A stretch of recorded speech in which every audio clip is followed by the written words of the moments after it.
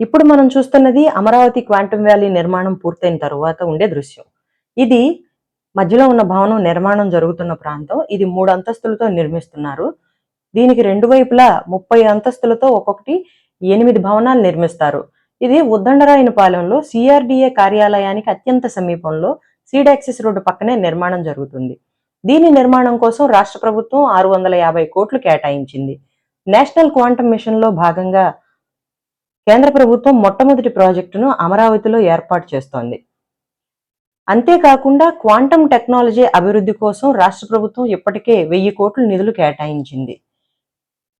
దీన్ని IBM, TCS, NCC సంస్థలు సంయుక్తంగా నిర్మిస్తున్నాయి.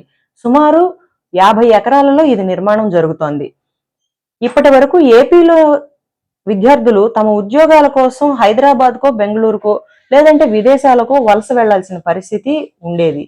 అయితే క్వాంటమ్ వ్యాలీ నిర్మాణం పూర్తయితే గనుక టెక్నాలజీ బేస్డ్ ఉద్యోగాలు మొత్తం కూడా ఇక్కడే సంపాదించే అవకాశం ఉంటుందని, మన విద్యార్థులు మన రాష్ట్రంలోనే ఉద్యోగాలు సంపాదించేలాగా చూడొచ్చని రాష్ట్ర ప్రభుత్వం చెప్తుంది.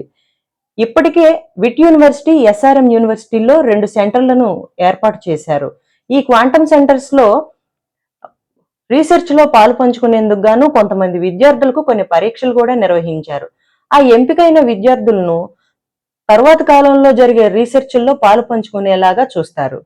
దీనికోసమే లోకల్ యూనివర్సిటీలతో ఈ హబ్ ను టైఅప్ చేశారు. ఇంతకు ముందు ఈ భవనం పునాదులు తీస్తున్న సమయంలోనే మన ఛానల్లో ఈ వీడియోను చూపించడం జరిగింది. ఇప్పుడు నిర్మాణం ప్రారంభం జరిగిన తరువాత మళ్ళీ మన ఛానల్లో ఈ దృశ్యాలను చూపిస్తున్నాం.